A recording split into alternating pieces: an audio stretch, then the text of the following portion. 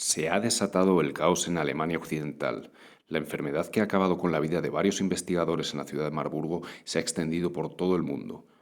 Muy buenas. Hoy traigo un nuevo ¿Qué pasaría si? El último fue el año pasado para Halloween / Día de Todos los Santos, así que ya tocaba hacer uno nuevo.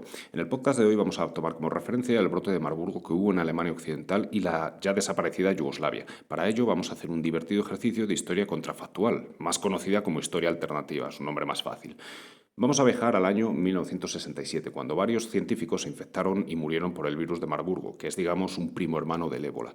Su nombre viene de la ciudad alemana de Marburgo. El virus llegó hasta allí a través de un cargamento de monos infectados con este virus procedente de Uganda. Obviamente, el brote se controló, si no hoy no estaría haciendo esta historia alternativa, sino que estaría haciendo un podcast sobre una historia real. Pero hoy vamos a jugar un poco y nos vamos a hacer una serie de preguntas contando una historia. Primero, ¿qué hubiese pasado si en lugar de controlarse rápido este virus, de alguna manera se hubiese extendido más? Segundo, ¿cuál hubiese sido su mortalidad? Tercero, ¿cómo habría afectado a la sociedad a nivel mundial? Y cuarto, ¿hubiese sido el fin de la civilización tal y como la conocemos? Estas preguntas y muchas más en formato historia alternativa ahora mismo en ¿Qué pasaría si? Marburgo. Soy el profesor Bacterio y bienvenidos a mi canal.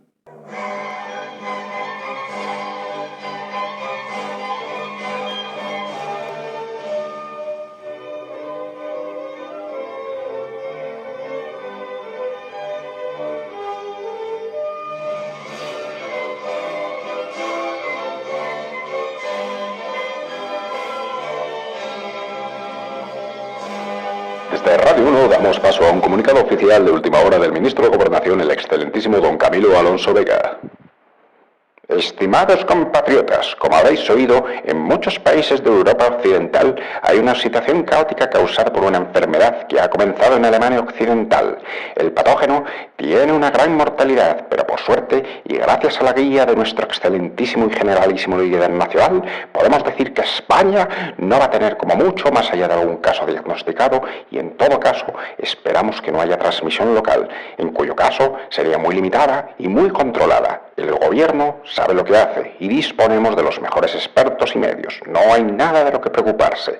Pedimos simplemente calma y que la población no salga de sus casas hasta nuevo aviso. El gobierno se encargará de todo y mandaremos las indicaciones pertinentes. El ejército y las fuerzas de seguridad serán los encargados, con la ayuda de Dios, de abastecer de a todos los productos de primera necesidad a todas las ciudades, pueblos y barrios de nuestra gran nación. Repetimos, la situación está completamente bajo control. Disfruten del tiempo en familia y que Dios les guarde. Pues ya lo han oído, estimados oyentes, la situación está bajo control y no debemos preocuparnos. Familia, recoger vuestras cosas que nos vamos al pueblo. Ya lo habéis oído cómo está la cosa. Pero padre, la radio dice que no hay de qué preocuparse. Además, ¿cómo vamos a ir si está todo bloqueado y la policía y el ejército tienen tomadas las calles? La radio dice, el ministro dice... Claramente están desbordados, hija. Es el típico mensaje para evitar el caos y el pánico. Lo único que sé es que quedarnos en una ciudad tan grande como esta es mala idea. Como he dicho, iremos al pueblo, pero a la casa de la finca, alejados de todos y de todo. Iremos por caminos y carreteras secundarios. Necesito que cojáis toda la comida que tenemos. Agua, cuchillos, ropa de abrigo, plásticos, productos de limpieza y todos los medicamentos. No llevéis nada que no sea absolutamente necesario.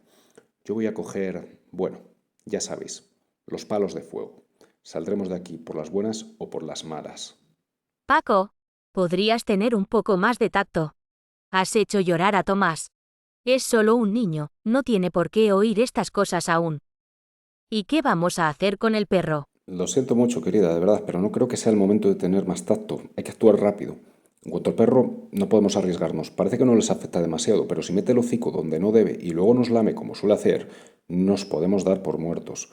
Le dejaré en el patio con suficiente comida y agua y la puerta abierta para que pueda salir cuando quiera. Estoy seguro de que sobrevivirá. Lo siento, familia, yo también quiero muchísimo a nuestro perro, pero es lo que hay. Por una vez te voy a dar la razón. Tomás, cariño. La situación es complicada. Tenéis que hacer lo que digamos papá y mamá. ¿De acuerdo? El perrito estará bien, no te preocupes. Sollozando, el pequeño Tomás aceptó la situación. Al final, los niños se adaptan más rápidamente a los cambios. Los 4 miembros de la familia recogieron todo lo que pudieron, como había dicho Paco, y se dirigieron al garaje de la casa. Se podían sentir afortunados, ya que vivían en una casa grande a las afueras y con garaje, algo no tan común en las ciudades grandes de los años 60. Lo bueno de esto es que tenían espacio y más recursos para organizarse y disponían además de un generador y latas de combustible, tanto para el coche como para abastecerse de energía durante un tiempo. Tanto Paco como Jimena, además, habían vivido los estragos de la guerra civil y las privaciones de la posguerra de pequeños, y se habían vuelto muy precavidos con todo, es decir, que les gustaba siempre tener los elementos necesarios para sobrevivir por si pasaba algo, como ahora. No obstante, tenían suerte. Paco era de los afortunados que tenía un trabajo bien pagado como ingeniero y Jimena tenía un pequeño negocio de pastelería artesanal que no iba nada mal. Digamos que era una familia participante del boom económico de los años 60 en España. Otras familias menos afortunadas no tendrían tanta suerte con este brote de Marburgo. La familia metió todos los bártulos en el Seat 1500, que era un buen coche y además espacioso, y se dispusieron a salir del garaje al tiempo que Jimena conectaba la radio. ¿Vemos qué dicen en la radio?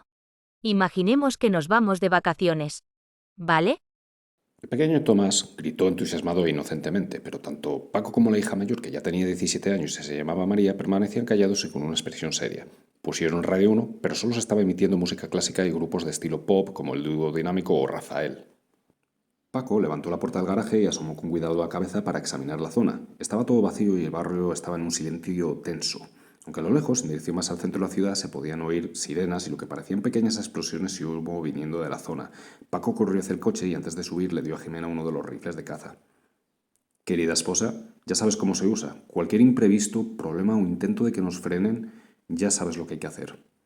Jimena cogió el rifle a regañadientes, pero la situación era la que era, por lo que no tenía muchas más opciones. Muy despacio, con las puertas y ventanas del coche bloqueadas e intentando hacer el mínimo ruido posible, salieron del garaje. Ni siquiera se molestaron en cerrar la puerta, ya daba igual. Todo lo que necesitaban para sobrevivir ya lo llevaban encima. Oyeron a su querido perro aullar desconsolado mientras se alejaban lentamente. Tomás sollozaba. Paco calculó que yendo a poca velocidad para no llamar demasiado la atención tardaría unos 20 minutos en llegar a una de las carreteras secundarias desde las cuales podrían enlazar con caminos hasta llegar al término municipal de Pedraza en la provincia de Segovia, donde disponían de una pequeña casa en una finca familiar desde tiempos inmemoriales, y que además estaba apartada de todo. No llevaban ni 5 minutos cuando comenzaron a oír disparos. Paco aceleró el coche, Jimena preparó el rifle y Tomás comenzó a llorar. María permaneció en silencio. Maldita sea, no tengo claro de dónde vienen los disparos. Poco después de decir eso, vieron una figura ensangrentada salir tambaleándose de una de las calles en dirección al coche. Era una mujer de mediana edad, pero no parecía tener heridas de bala, sino más bien sangre por el cuerpo. María, sin decir nada, cogió los prismáticos para ver mejor. María soltó un pequeño grito de sorpresa y terror. ¡Oh, Dios mío! Esa mujer está sangrando por los ojos. Tiene los pantalones ensangrentados. María, deja los prismáticos. ¡Ya! Déjalo, Jimena. María, ya que tienes más curiosidad de la debida, te vas a encargar de avisarnos tanto a tu madre como a mí de lo que vayas viendo con los prismáticos. ¿Te ves capaz y lo suficientemente fuerte para ello? María tardó unos segundos en responder, pero con voz firme respondió. Padre, madre, contar conmigo. María confirmó que la mujer no parecía tener ninguna herida de bala. Tenía la mirada perdida y parecía muy confundida. Se le veía la piel morada, además del sangrado masivo que parecía sacado de una película de terror. Mientras María daba más detalles, se oyeron unas voces. Que no escape. Ningún infectado puede abandonar la zona. La mujer ensangrentada intentó dar unos pasos rápidos hacia el coche, pero inmediatamente se oyeron 3 disparos y cayó al suelo a plomo. Tomás lloró aún más fuerte y María solo pudo soltar un «Dios mío». Paco aceleró, pero a lo lejos oyeron las voces que se acercaban. Atención. Un Seat 1500 color azul está intentando escapar. Disparar a matar. Ya conocéis las órdenes. Paco aceleró aún más y comenzaron a oírse disparos en la lejanía. Uno de ellos dio en uno de los espejos laterales. Paco, por lo que más quieras. Más rápido. ¿Pero qué crees que estoy haciendo? No puedo ir más rápido. Por suerte, al final no fueron 20 minutos como tenían pensado. Consiguieron salir del barrio en apenas 10. Jimena comprobó que todos estuvieran bien. No había nadie herido y parecía que los daños se habían limitado al espejo lateral. Unos minutos más y saldremos a la carretera secundaria. Media hora y podremos meternos en los caminos. En ese momento creo y espero que ya no habrá problemas. Viendo la situación, seguramente el ejército y la policía estarán muy ocupados intentando controlar las ciudades. María, cariño, por favor, coge la radio e intenta buscar una emisora que esté informando, si es que queda alguna. Padre, madre, creo que lo tengo. Parece que es de Andorra. Subo el volumen. Aquí Mademoiselle en Radio Andorra, emisora del Principado de Andorra para informarles de los últimos acontecimientos que están ocurriendo en nuestro Principado, en España y en Francia. Estimados oyentes del Principado de Andorra y del Reino de España, la situación no es buena y no sabemos cuánto tiempo más vamos a poder estar en antena emitiendo. Nos ha llegado información de que esta enfermedad está causada por un virus al que han bautizado como Marburgo, en referencia a una ciudad alemana del mismo nombre, donde parece que han empezado los casos. El virus se ha extendido rápidamente. Según diferentes informaciones, procede de un cargamento de monos que vino de África, aunque también están diciendo que viene de un animal llamado pangolín. También se ha dicho que su origen podría estar en el gamusino arborícola vermiforme. Es un virus muy infeccioso y más del 50% de la gente que lo contrae está muriendo. Hay que evitar a toda costa tocar a un infectado o a gente desconocida y evitar en la medida de lo posible lugares con población muy concentrada o con muchos animales. Mierda, no pensé en eso. Espero que siga habiendo pocos animales en la zona. No te preocupes, Paco. No podías controlarlo todo. De todas formas estaremos mejor allí. Silencio. Que están diciendo más cosas importantes. Llevamos días sin oír nada de países como Alemania o Reino Unido, y lo último que sabemos de Francia es que el gobierno se iba a trasladar a una zona segura ya que París y otras grandes ciudades habían caído. El último mensaje del gobierno francés a su población fue, perdonen por la expresión sálvese quien pueda. Desde Radio Andorra presuponemos que si Francia ha caído, el resto de países de los que no sabemos nada también. Disculpen un momento. Parece que está habiendo algún tipo de incidente con armas nucleares. Volvemos en un minuto. Perdonen por la espera. Parece ser que tanto Estados Unidos como la Unión Soviética han comenzado a lanzar bombas atómicas. En un inicio las bombas eran bombas tácticas contra ciudades propias para contener el virus, pero algún gerifalte comunista ha decidido que podría ser buen momento para atacar también Estados Unidos, aprovechando la confusión. Nos dicen nuestros contactos en el exterior que está habiendo un intercambio masivo de bombas entre los Estados Unidos y la Unión Soviética. Dios nos guarde. Estimada audiencia, no sé qué decir. Puede que estemos ante el fin del mundo tal y como lo conocemos. Un virus mortal y una guerra atómica. Los que nos estéis oyendo desde España, debéis saber que el país todavía aguanta. El régimen ha tomado medidas salvajes y reprobables para contener el virus, pero parece que están funcionando, al menos de momento. Canarias parece que está libre del virus de momento, y tanto el gobierno como la familia real se han trasladado allí. Nos llegan informes de que han montado campamentos de refugiados en la provincia del Sahara, donde van a realizar cuarentenas para procesar a la gente sana y después llevarlas a zonas seguras. Parece que en España aún hay cierta estructura de control, pero a un precio muy elevado. A los españoles que aún están en zonas de la península solo podemos. En ese momento, la conexión se cortó. María intentó recuperarla, pero fue imposible. No te preocupes, María. Me sorprende que haya aguantado tanto estando ya prácticamente en la sierra. Deja la radio, ya sabemos lo que necesitábamos saber. Y bueno, muchas gracias, tocayo, por tu ayuda. Seguro que ya estáis a salvo en las Canarias. Dijo Paco, esto último en tono irónico. Jimena le miró con pesar. La familia por fin llega a la provincia de Segovia. Empiezan a sentirse más relajados y seguros. Apenas les quedan 25 kilómetros para su destino. ¿Qué narices es eso? María, por favor, coge los prismáticos y dime qué ves. 4 personas con escopetas ha cortado el camino. No tienen buen aspecto. Uno de ellos parece que tiene los ojos igual que la mujer que vimos al salir de casa. Están haciendo señas para que paremos. Ni una mierda. Vamos a parar, sí, pero esos infectados no se van a acercar. Querida, ya sabes lo que tenemos que hacer. No podemos fallar. Niños, agacharos detrás del asiento y no asoméis la cabeza para nada. María, si oís que mamá o yo os decimos que abráis la puerta y salgáis corriendo, cogéis la mochila y salís inmediatamente. No miréis atrás, os dirigéis directamente hacia los árboles y de allí a nuestra casa de campo. Tomás comenzó a llorar de nuevo. Jimena comprobó su rifle y Paco puso a punto el suyo. Abrieron las puertas y las dejaron así, cubriendo de cintura para abajo y sin dejar ver las armas. Vosotros, los del coche, somos de la Guardia Civil. Salid despacito del vehículo y con las manos en alto. No deberíais estar aquí. Vuestro coche y pertenencias quedan requisadas y tendréis que venir al cuartel con nosotros.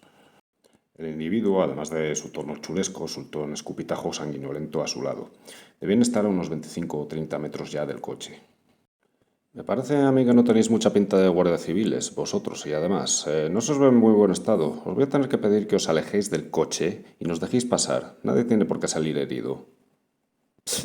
Payaso engreído, darnos el maldito coche ahora mismo y venir con nosotros, coño. Jimena, ya sabes lo que hay que hacer, no podemos dudar. En ese momento, Jimena apretó el gatillo del rifle dando de lleno al que parecía ser el líder de los salteadores de caminos, que cayó al suelo sin vida. Durante un par de segundos los salteadores parecían confusos sin saber qué hacer, pero inmediatamente comenzaron a avanzar rápidamente y a disparar. No parecían tener una gran experiencia con las armas, pero todavía superaban a Jimena y a Paco por uno. Los disparos continuaron mientras Paco y Jimena eliminaban a los dos maleantes más. La habilidad del matrimonio era claramente superior, a fin de cuentas se había molestado en entrenarse. Y por fin el último bandido cayó al suelo, no sin antes y por pura casualidad conseguir disparar haciendo que el proyectil entrase por la parte de abajo del coche de la puerta, impactando en la pierna de Paco. Dios mío. Paco, ¿estás bien? Maldita sea, justo en el último momento. Creo que no me han dado en ninguna arteria, pero duele muchísimo. Esto es un problema, tienes que conducir el resto del camino y recemos porque no salgan otros grupos de payasos como este. La herida de Paco no parecía grave, era un disparo de escopeta a una distancia relativamente larga, pero aún así tenían diferentes puntos de entrada por los perdigones, lo que en una situación como la que estaban podría suponer una infección seria. Jimena se apresuró a limpiar la herida y cubrirla y se puso al volante del coche. La familia parecía estar a salvo y por fin llegaron a su casa de campo. El silencio era inquietante, no se oían animales, ni personas, ni explosiones, ni se veía ya nada de humo. La casa parecía estar bien, como siempre, pero ellos no estaban intactos. Paco estaba herido, María callada, el pequeño Tomás ya no lloraba, solo tenía la mirada perdida, y Jimena vio que el generador había sufrido un impacto de bala, probablemente de cuando huyeron a toda prisa de su barrio. ¿Podrían sobrevivir en estas condiciones? No estaba nada claro. Entraron en la casa y conectaron una vez más la radio. En Radio 1 solo se escuchaban marchas militares, mientras que en Radio Andorra repetían el mismo mensaje en bucle. Eviten a los infectados, no se acerquen a los animales, no beban agua de ríos ni de la red, intenten salvarse como puedan. Suerte.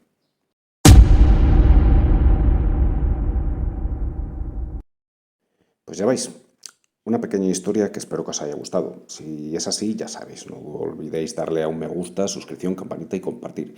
Pero ahora la gran pregunta es, ¿esto podría haber pasado de verdad? Os voy a decir mi modesta opinión. Bastante difícil, pero no puedo descartar que pudiese haber pasado. De hecho, el brote ocurrió de verdad, solo que por suerte no se extendió. Hay que considerar que los medios de transporte no eran tan abundantes y rápidos como ahora, pero ya había un volumen respetable de viajes. Por ese lado, posiblemente la transmisión hubiese sido algo menor de lo que sería ahora.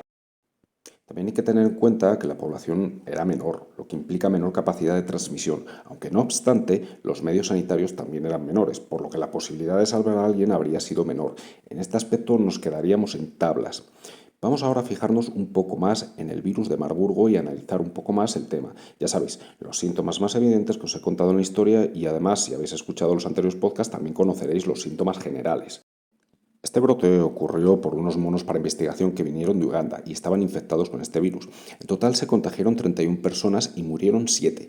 Esto nos da una mortalidad del 23%, que es una absoluta barbaridad, pero está bastante lejos de lo que es capaz de hacer este virus, por suerte.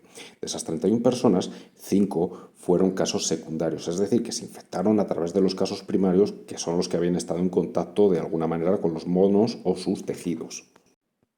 Aunque hay que decir que los monos no son los principales reservorios para este virus, sino que lo es un tipo de murciélago. Iréis viendo que una gran cantidad de virus realmente peligrosos, uno de sus principales reservorios y o vectores, son los murciélagos, unos animalitos muy majos. Pero, ¿cómo se transmite este virus? Pues bien, nos encontramos ante uno de los virus más infecciosos y letales que hay, pero al menos su transmisión es principalmente por contacto. Pero cuidado, esto no quiere decir que en un lugar cerrado no pueda transmitirse por gotículas contaminadas con partículas víricas si un infectado, por ejemplo, tose sangre y esas partículas entran en los ojos de un no infectado que no esté llevando un equipo de protección individual adecuado. Es decir, que en principio lo habitual es contagiarse por contacto con fluidos infectados, pero hay que extremar las precauciones y realmente usar un EPI completo y a ser posible con respirador motorizado. Esto es lo que yo haría personalmente en lugar de cerrado con infectados. Con un virus que tiene una mortalidad entre el 23 y el 90% yo no me la jugaría y supongo que cualquiera que me esté escuchando tampoco. Podéis escuchar en otros sitios que la infectividad se correlaciona con la gravedad de los síntomas, es cierto, pero primero, hacen falta muy pocas partículas víricas para infectarse y segundo, repito, una mortalidad de entre un 23 y un 90%. Gracias, pero mejor llevar la máxima protección posible. Y ahora os digo lo que podría ser uno de los mayores problemas si es que no he nombrado ya suficientes. Me refiero a su periodo de incubación, que es relativamente largo. Puede ir de 2 días hasta 3 semanas, aunque lo normal es que sea una semana aproximadamente, que sigue siendo bastante. Es decir, que si alguien se infecta, digamos, en Uganda, ya que he nombrado este país, y viaja después a su país de origen, digamos, Francia, y desarrolla los síntomas, una semana después habrá tiempo más que suficiente como para que infecte a otras personas. Entre que el infectado no le da importancia y que cree que es un simple catarro, le hacen las pruebas, se determina el virus, etc. Y claro, importante tener en cuenta, si el caso llegase a Francia, apaga y vámonos, apocalipsis garantizado. Y sí, ya sabéis, nunca pierdo la oportunidad de meterme o criticar a los franceses, que no merecen otra cosa, por supuesto. Pero vale, bromas aparte, un periodo de incubación tan largo, con unos síntomas iniciales tan generales y la enorme movilidad de la gente que hay a todas horas puede ser un factor de riesgo muy grande. Lo bueno, si es que podemos llamar a esto bueno, pues que mata mucho y muy rápido. Es decir, que como ya os he dicho alguna vez y seguro que lo vuelvo a decir, un virus con una letalidad tan alta, si se ha conseguido identificar, controlar y aislar a los casos confirmados, los sospechosos y los contactos, es relativamente fácil de controlar. Relativamente, ¿vale? Aquí sí que se puede aplicar el protocolo de fiebre hemorrágica, que es lo que aplicó nuestro querido, entre comillas, experto, don Simón, contra el COVID. Es decir, una cuarentena tremendamente estricta durante un periodo de tiempo bastante largo. Habría que esperar a que los casos muriesen o se recuperasen. Suena duro, pero es así. Esto en una situación ya casi descontrolada, claro. Aunque realmente el protocolo de cuarentena con un virus así sería bastante más estricto de lo que se hizo durante el COVID, si llega a una situación de posible desbordamiento con semejante virus. Y bien, ya para ir terminando, la gran pregunta, ¿podría entonces una pandemia de un virus como este o como el ébola ser el fin de la civilización tal y como la conocemos? Pues si partimos de la base que el virus ha descontrolado y no añadimos ninguna otra variable, como la guerra nuclear de la historia, dependería mucho de la mortalidad final y de los diferentes países. Esto es opinión mía, ¿de acuerdo?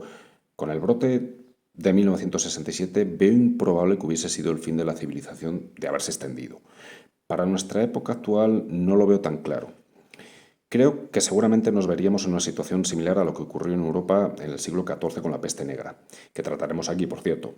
En algunas zonas llegaron a perder el 70% de la población. ¿Fue el colapso de la civilización? No, obviamente no, si no, no estaríamos contándoos esto.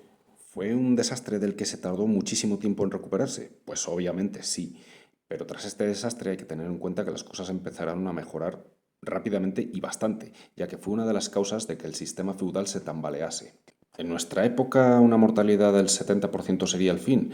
Pues de nuevo, esto es especular, pero no lo creo. Ahora bien, seguro que se darían cambios sociales y culturales muy profundos.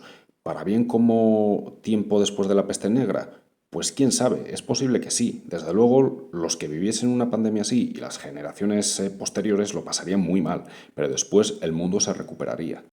En estos momentos, y aquí me pongo un poco pesimista, estamos entrando en una época muy oscura.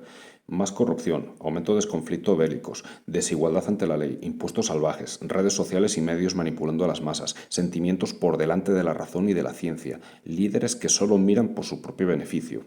En fin, que un golpe de efecto que diese al traste con este sistema, o al menos hiciese que los parásitos que gobiernan el mundo cayesen, podría ser justo lo que necesitamos, pero el precio desde luego sería altísimo.